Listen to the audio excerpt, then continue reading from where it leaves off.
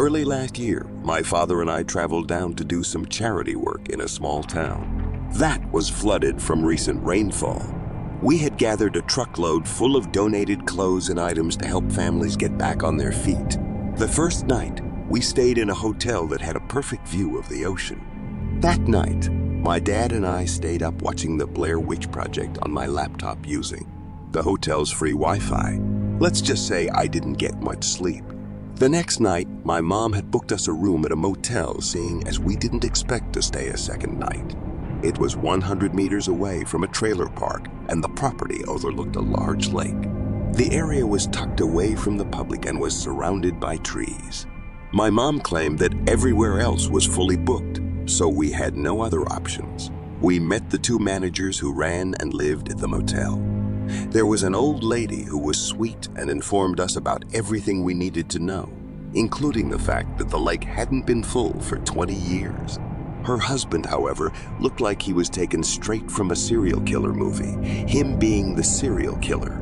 He never spoke a word to us. He never smiled. His wrinkles melted on his face, and he had dark rings around his eyes. That's when my dad and I started to have an uneasy feeling about that place. The rest of the day went by in a blur, so my dad and I went out for pizza and a movie afterward to avoid going back to that place as much as possible. Once we arrived back at the motel, it was around 8 p.m. and it was completely dark. As we went to the back of the truck to get our luggage, we found a bag of children's clothes hidden underneath a spare tire. We began to walk the bag over to the trailer park, thinking that a family may get good use out of it, when I felt the sudden urge to go back to the motel. Seeing as we watched a scary movie last night coincidentally about teenagers encountering a witch in the woods, we went to the front desk with the bag and asked the creepy old manager if we could leave it with him to donate to the trailer park, seeing as they were neighbors and we had to leave early in the morning to go back home. His eyes widened and he shook his head while saying, "No, there's no way in hell. I refuse to go there." Then he walked off. Dad and I just looked at each other, saying with our eyes, "What the hell just happened?" We then decided to drop it off in the charity bin back home. We went to sleep once we had all our showers, which was about an hour or so later. I specifically remember waking up at 2:17 a.m. because of Dad's snoring. I stayed up reading a book on my phone, my body faced towards the door. I also remember hearing cars speeding up and down the driveway that night. I let the thought slide, thinking it was just some guys goofing off. That assumption later vanished after I noticed a bright blue light appear through the cracks on the top and bottom part of the door, and silent whispers coming from the other side that I was unable to decipher. I was too scared to even move. I was frozen in the spot. My heart was beating in my throat and my hands were shaking, and I mean literally shaking, I heard the door handle begin to rattle, and that's when I knew that this wasn't going to end well. The light then disappeared, followed by complete and utter silence. I was still frozen in that spot for another 3 minutes, which felt like hours before I woke up to my dad and told him everything that had happened. He then laughed and explained to me that earlier in the night he couldn't sleep due to hearing scratches in the walls right beside our bed. I was confused and didn't believe him until he said, "Do you hear that?" Everything went silent until I heard brief scratches coming from our bed frame. I shot out of the bed and told Dad that we needed to leave, so we left the room key on the bed while sneaking off to the truck. We ended up leaving at 2:32. Never will I ever go near that motel ever again. Long story short, my ex-girlfriend and I had a pretty explosive relationship, and we didn't get along very often. We were on this weekend trip in the mountains just to go sightseeing and hiking because we thought it would be good for us. But shit hit the fan in the hotel room on the second night, and basically I couldn't sleep in the same room as her. Instead of getting another hotel room for myself for like $150, I drove literally down the road to a motel and stopped there to stay for a fraction of the price. My logic was if I left for the night and gave her time to cool off, maybe things would be better by morning. I got a room for, I'm not lying, $50 for the night. When I was walking towards my room, the room next door was wide open. As I passed, I looked inside, and it was lit up by the blue glow of the TV screen. Though from the angle I was at, I could not see what was on the screen. I didn't see anyone inside. But then again, I didn't stop to look like a weirdo. I proceeded to my room. It was a modest, normal-looking motel room for the price. Just a queen-size bed with a typical tacky floral bed cover, a TV, and a sofa. I wasn't really tired, so I just laid with the TV on and played games on my phone for a while. There was some weird noise from what I thought was coming from the TV, so I turned it off. But the noise persisted. It wasn't the TV, so I got up and listened and realized it was coming from the room next door.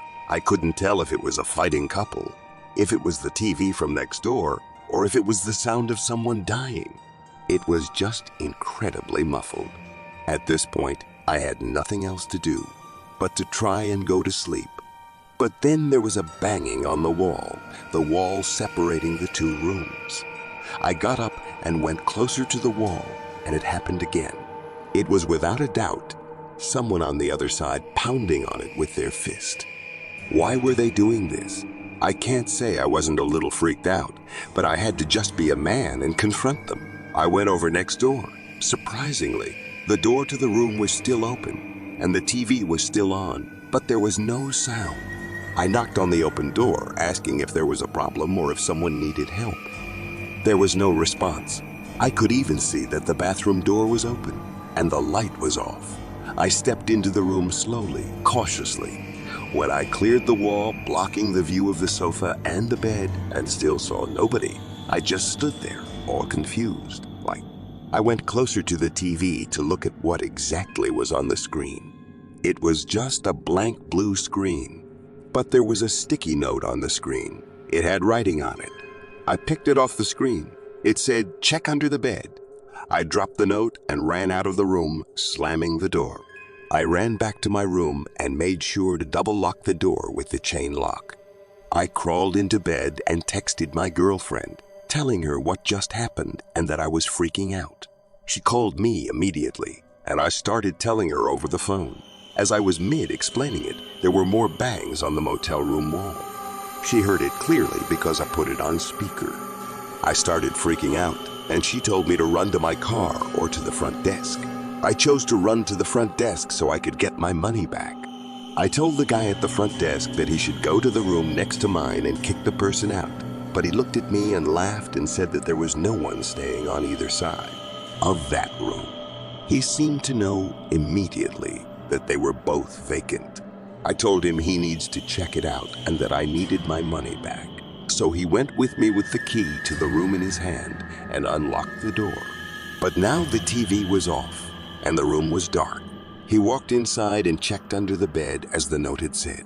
Even the posted note that I dropped on the floor was gone. He refused to refund me, but it was $50. I didn't care. I left and went back to the motel to my girlfriend and was glad to hug her and sleep in the same bed as her. I don't know what I witnessed in that motel room. I don't know who or what was under that bed, and I don't want to know. During a road trip, I was passing through Ohio. It was around that time I was starting to get sleepy behind the wheel, so I stopped in this small town called Xenia. I looked for a hotel or motel and found this place called Xenia Country Inn.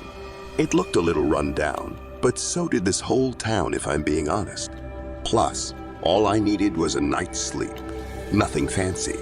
So I parked in the lot and went to the little front office, which was in the front corner of one of the two buildings to the motel. There was an old man sitting there reading the paper.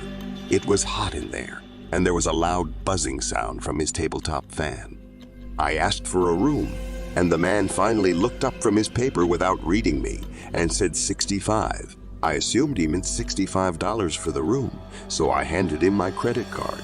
I asked if it's possible to get a corner room, and he simply said no.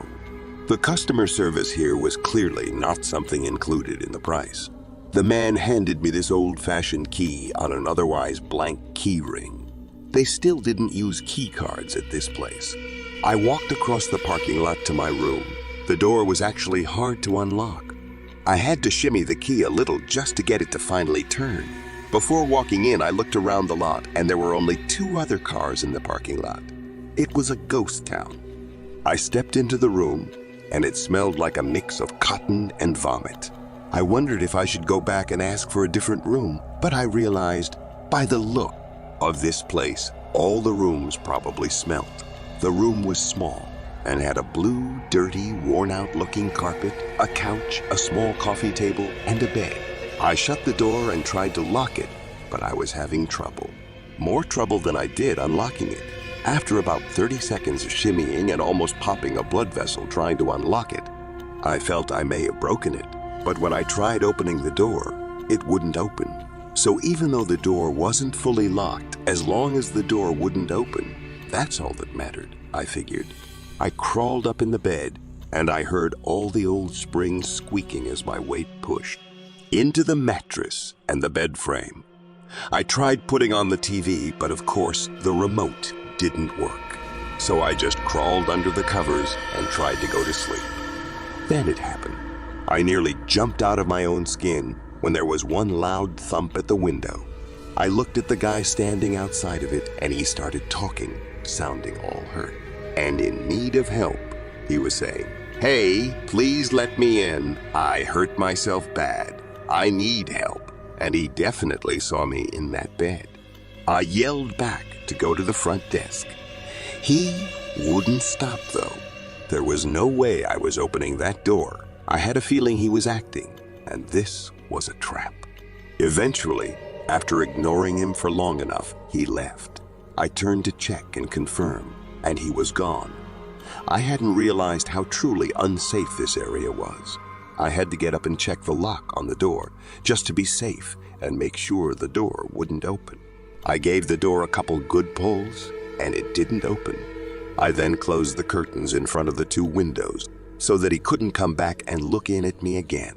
That shook me up a bit, but the nerves calmed within half an hour, and I was able to fall into a half sleep not too long after. I started having this weird dream where I was in a closed supermarket running from the manager who was chasing me, and at some point during the dream, these clicking sounds started taking over, to the point that my whole dream shifted to incorporate these sounds, and then with that, I was awake. The room was cold for some reason. Then I looked down and realized the blanket was pulled off of me. I sat up to pull it back over me, but then I saw at the foot of the bed, there was this tall figure looming over me. Before I could scream, he told me not to move. He told me he wouldn't hurt me if I didn't make any movements or sounds. Then he asked me where my wallet was. I told him in my jeans pocket on the floor. All I saw was this figure towering over me in the bed, moving away from the foot of the bed to my jeans on the floor. I heard him rustling with the jeans, digging through the pocket until he found it. Then he asked what else I had in there. I was just taking a road trip.